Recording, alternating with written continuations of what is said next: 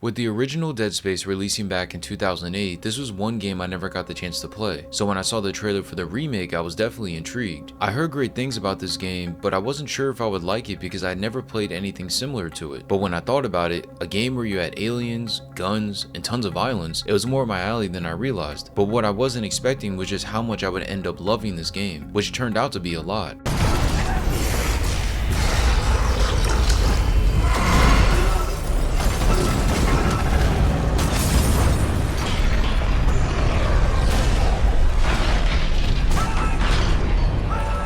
The gameplay for Dead Space Remake is just addicting. There's no other way to put it. As you can see, you play in a third-person perspective, which I always prefer compared to first-person, and once you understand how the gameplay loop works, it gets really fun. It's very simple, as all you're doing is just going to different parts of the ship to repair it while killing aliens along the way. On the surface, this seems complex, but it really isn't. I will admit, what may or may not be your cup of tea is the Metroidvania type of traversal throughout the ship. Since you're stuck on the ship, there's going to be tons of rooms and corridors that you're going to have to navigate. Within these rooms, there could be necromorphs, which are the aliens you're trying to kill, rewards like ammo, upgrades for your weapons, health, treasure, or a combination of all of those. When wandering the ship, everything does look the same when going from hallway to hallway. The colors seem to blend together and just mesh into one big room each time you open a door. So if you get frustrated because you're getting lost, then I do understand, as it can get a bit confusing on figuring out where to go. Only if you're looking for something specific. Well, what do you mean by only if you're looking for something specific? It's exactly as I said. Trying to find a room or an item that isn't marked by a mission can be difficult if you have a hard time understanding the map. The map is organized by floors within each section of the ship, which you can cycle through on the screen. As you get deeper into the game, you unlock these areas and are able to explore the different rooms that are included within that section. Once you have entered an area, that room will appear as highlighted on the map, while unexplored areas will be gray. But the most important feature of this navigation that I absolutely loved is how the game tells you where to go with the simple press of a button. I played on PS5, so by simply pressing R3, a line would appear on the ground, leading you to the room where you're supposed to go. This doesn't seem like much, but when you're fighting and get spun around, you're definitely going to forget what direction you were headed in. So using this whenever you get lost prevents you from getting even more lost and puts you in the right direction. This really is a game changer. Essentially, this feature alone should negate any issues you run into with the traversal, as the game always tells you where to go at all times. The only time where this gets a bit dicey are the moments where you have to use the anti-gravity to sort of fly to certain locations. When you press the button at these moments, the line does appear, but it's not as easy to track and follow where it leads. So in these situations, you have to pay a bit more attention to where it's going, as there's going to be plenty of obstacles in your way as you try to progress forward. Other than that, I thought the navigation was solid. Speaking of anti-gravity, I loved using it during random sections of the game. As you explore different areas of the ship, pieces of it may come apart, forcing you to fly around and go somewhere else in order to get out of space and back into the ship. At first it seems kind of weird to control, but once you get the hang of it and understand how to rotate the camera, it's easy to use. The only annoying thing is how there's necromorphs that will spawn during these moments, so as you're trying to adjust the camera, you may end up getting shot with projectiles or hit with physical attacks by an alien that just floated somewhere near your area. Of course, you can kill these aliens, but a lot of the time you're not going to want to. Your mind will be focused on doing something else or just trying to leave the room, so them popping up is a real pain. Once you get used to them showing up out of the blue like this, you'll just come to expect it and they will get easier to deal with. But if you die a couple times on these moments, then I understand, because I did the same. It's worth noting that this mechanic was made even harder thanks to the oxygen tanks. Yes, there's areas where you can just glide all around without losing oxygen, but there's also moments where you have to do everything I just said on top of managing your oxygen.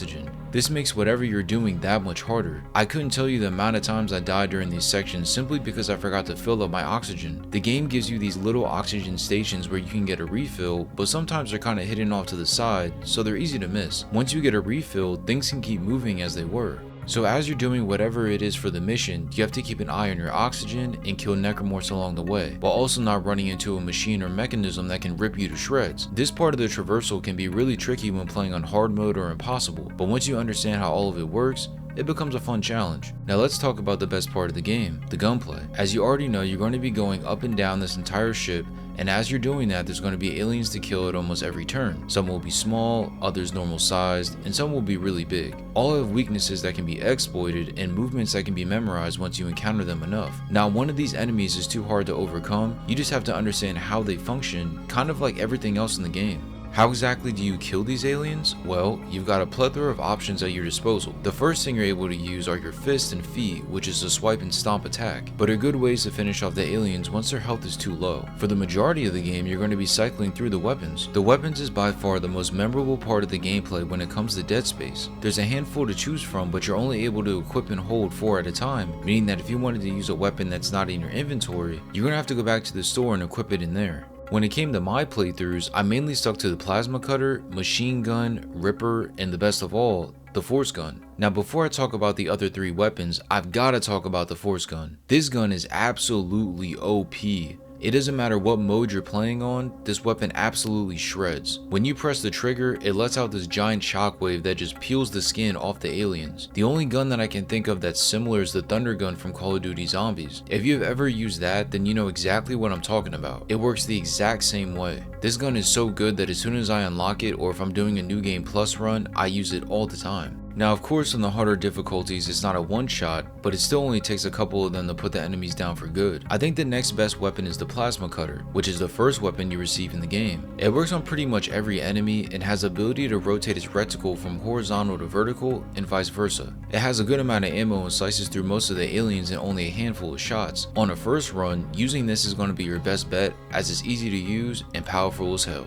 The rifle and ripper are more of my personal favorites due to how I use them. The rifle is nice for shooting enemies or objects that are far away, which is good because you're not going to be right up against everything all the time. There's going to be times where the other weapons won't reach what you want to shoot, so having this in your inventory for those moments make this a must-have in my opinion. I like the ripper because it literally cuts through a couple of the necromorphs that you run into a lot. It doesn't work the best on the aliens that you first run into, but for some of the later enemies you encounter, it does serious damage. It shoots these saws that spin in place so you can just stand there and saw your enemies to death. It's great. It couldn't possibly get any better, right? It does. Once you unlock the special abilities, these weapons have attacks that you can use that deal even more damage. Like for the force gun, I used this sort of gravity well attack that would force all the enemies to gravitate towards this bundle of force while damaging them at the same time. Here you could stack damage by using other weapons while they are slowed to kill them even faster. This applies to all the weapons with these abilities, so once you try them out, you'll find out which you like the most and stick to that. These weapons are also unique and viable for different situations that it's hard to pick just 4 and stick to them. But I guess that's a good thing, right? Now I did mention upgrades, and yes, the upgrades for not just your weapons but your suit are arguably the most important mechanic of the game. If you fail to find enough of these upgrades, you're going to be in for a tough time. Unless you play on story, and even then, you still might die. These upgrades are an absolute must. To apply these upgrades, there's benches all over the ship where you can pick what you want to upgrade and how much you want to upgrade of it. To my surprise, there was actually a bunch of things that you could enhance. These varied from capacity, damage, stasis, oxygen, and so much more. It's all organized nicely within a tree for each weapon, so you can pick and choose what you want to upgrade to put yourself on track for the following upgrade. This system works really well, as if you don't like the upgrades you've already applied, you can also undo them with the simple press of a button. Knowing how you like to play the game and what your playstyle is makes all the difference when upgrading your guns. Like if you know that you burn through ammo fast, you may want to give yourself a boost in capacity, whereas if you want the force gun to be even stronger, you probably should upgrade the damage on that. It's completely up to you how you apply these upgrades, which is the best part. When it comes to the combat, it's not perfect and there's some issues that I just can't ignore. First off, the movement. The overall movement of Dead Space is just slow and kinda clunky. Everything you do feels like you're doing it while wearing a giant vest of armor or running through quicksand. This is especially felt when you try to run. To run, you hold down the L3 button and Isaac will do this sort of fast jog, but a lot of times when I press the button, he wouldn't move fast enough and I would end up getting hit. Or I would be running and the necromorphs would still catch up to me eventually. This happens over the course of the entire game. So many times I tried to do one thing, but the movement hampered me just enough to cause me to die or get hit when I didn't want to. Because of this, I was forced to think about my movements a little ahead of time before actually making them, which shouldn't be the case. You should be able to think on the fly and just go with the flow, but with this game I didn't do that. But just like everything else in the game, you get used to it. The next mechanic that is new to this remake are the lockdowns. If there was one thing that needed tweaked, it was these. There are entirely too many of these within the game. As I mentioned earlier, you're constantly going from room to room, and when you enter them, there's going to be a bunch of times where the room turns red and a lockdown occurs. During these phases, you're going to be locked in that room and face waves of necromorphs until you kill them all. Honestly, these are pretty fun, but it's the quantity of them which is the problem. You're already killing necromorphs as you naturally progress further in the game, but to have a bunch of these moments where you have to survive these encounters right after getting past a certain part is just annoying. Most of these are doable, especially once you understand the enemy's weaknesses, but man, there's nothing worse than doing a certain part of the game, thinking you're safe, and then having to go through yet another lockdown. And if you think I'm exaggerating, just play this game yourself. There are lockdowns from chapter 1 all the way up to and including chapter 12. It's just insane. Another issue is the unskippable cutscenes. Now this game doesn't do its scenes like other games, as most of the dialogue is done over these video messages, but none of these are skippable along with the actual scenes. This seems okay at first, but once you start dying a couple times, you'll see how annoying it is to watch the same scenes over and over and over. This is not PS2 or Xbox. We're not back in 2003, so there's no reason why the cutscenes shouldn't be skippable. When you're stuck in a certain section of any game, the last thing you're trying to do is watch the same scene a million times. I just want to get back to the action, man. But I digress. The last issue with this gameplay that I wanted to address were the spawns of the Necromorphs. So many times I'd be fighting one of these creatures when I would suddenly get hit from behind by another. This happens over the course of the entire game. In almost every fight you have to constantly turn front and back to see if another enemy spawned, because the game purposely drops these enemies behind you when you're focused on the one in front. Personally, I wouldn't mind seeing more spawn in front of me. I would just be like, oh crap, there's another one. But to think that you're good from behind and then you get hit yet again is infuriating. It just feels like a cheap way to up the difficulty instead of doing it the right way and keeping things at least in your field of vision. To sum it up, the gameplay for Dead Space Remake is so addicting, but it's not flawless. If a couple things were tweaked, then it could have been literally perfect, but when you combine all its aspects, it really is something special. Now, unlike the original, this game included side missions. I thought the missions themselves were a little lackluster though. Most of them just had you running from one part of the ship to the next, and when you got there you weren't doing anything special, just watching a video, listening to a report, or something similar. You were given some interesting story information, which was cool, but other than that, I didn't see the purpose of these missions. Maybe the devs wanted to give us some extra content outside of the main missions, which I appreciate, but I think the missions needed expanded a little bit more. However, there are some cool side stuff that you can find if you search around the ship. One of them being these rituals that are on the ground in certain locations on the ship. On these circles are symbols representing the movements you must do in order to complete them. The foot being stomp and the hand being a swipe. Once you input the correct combination, the ritual will be finished. I thought these were a cool thing to do if you could find them, just a little something extra to look forward to. Later on in the game, you're going to find mini games that you can play in certain areas. My favorite was this color ball game. In this, you throw the ball into different colored circles until you reach a higher score. This seems kind of lame, but once you start doing it, it's actually pretty fun. There's a timer and you have to get the ball in each hole and earn a certain amount of points until you get to the next stage. I believe there's a trophy for getting the high score for this particular game on consoles as well. I don't know what exactly is so good about it. Maybe it's the simplicity, but this game was just too fun. Oh yeah, and I forgot to mention that by completing each stage, you unlock rewards that you gain access to after leaving the area. If the game had more side stuff like this, then all of them would be worth doing. I think the idea of side content was a great one, but it felt like there wasn't enough time to give it the love and care that the main missions got. I'm so glad it's included, but if you're gonna play this for the first time, don't feel like you have to do the side stuff because they really aren't important. I've got to mention the overall atmosphere of Dead Space. Right from the beginning, you feel the gravity of your situation. Encountering these necromorphs for the first time and then running to the elevator will get your heart racing immediately. The lighting in each room and corridor is perfect as everything feels like you're inside a horror movie. The overall ambience of this game is exactly as it should be. Every time I began a new playthrough, I was tense each time, no matter how many weapons I had leveled up. There's something about walking slowly around the ship and then bam, an alien just pops out of nowhere, scaring the shit out of you, and then you're going straight into combat. But it's more than that. When venturing inside different areas, there's little things that happen that add to the immersion. It may be showers turning on, or a piece of the ship falling apart, but these environmental effects catch your eye and may cause you to even jump a little bit. This game nails the feel of survival horror better than most. What can't be stressed is the feeling that you're alone. From the start, you're separated from your crew members, and even though you're communicating with them over video, you're never actually with them for the majority of the game. Everything you do, regardless of task or objective, is done by yourself, and being alone with those necromorphs is absolutely terrifying. Like, imagine if this was real and you were stuck fighting all those creatures with nobody to help.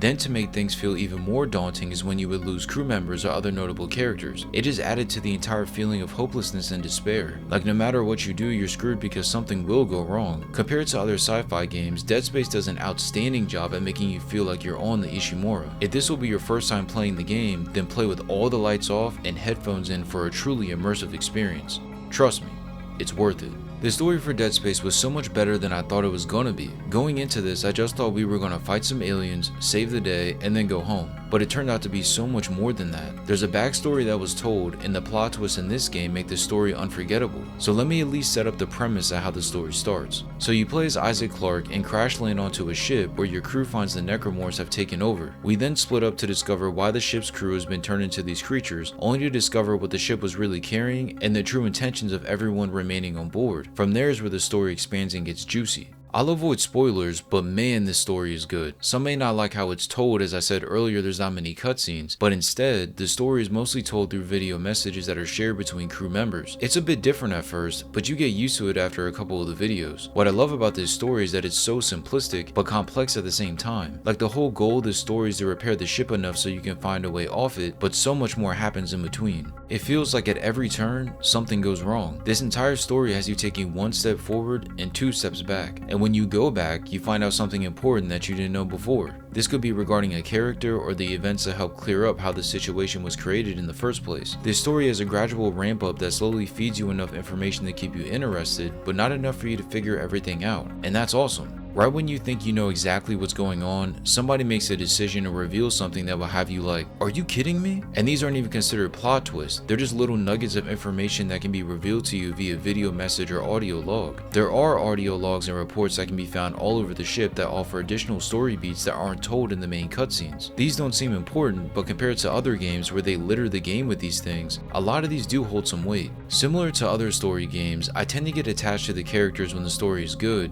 and this game is no different.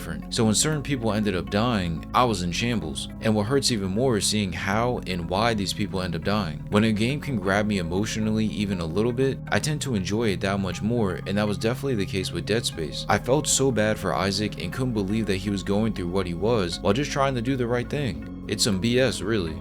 The story for Dead Space is full of twists and turns which took me by surprise, especially when the plot seems so right in your face and easy to predict. As someone who didn't know anything about this universe or its characters, this story got me hooked and had me locked in all the way into the last chapter.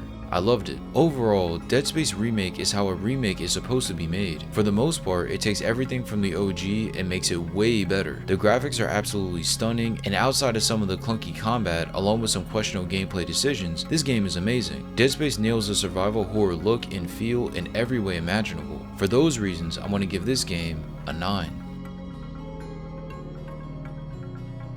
After 100 hours and the Platinum Trophy, I love this game from start to finish. I only wish I had played this game on release, then maybe I would have already played the entire series to truly appreciate what this remake provided. Unfortunately, I've heard that there is no plans to remake Dead Space 2, so I'll have to play the OG versions for the remaining games in this series, which I'm highly looking forward to. Outside of Mass Effect, Dead Space might be one of the best sci-fi games I've ever played, but only time will tell. What did you think about Dead Space Remake? Did you like this or the original better? And if you enjoyed this video, feel free to watch one of my other reviews right here.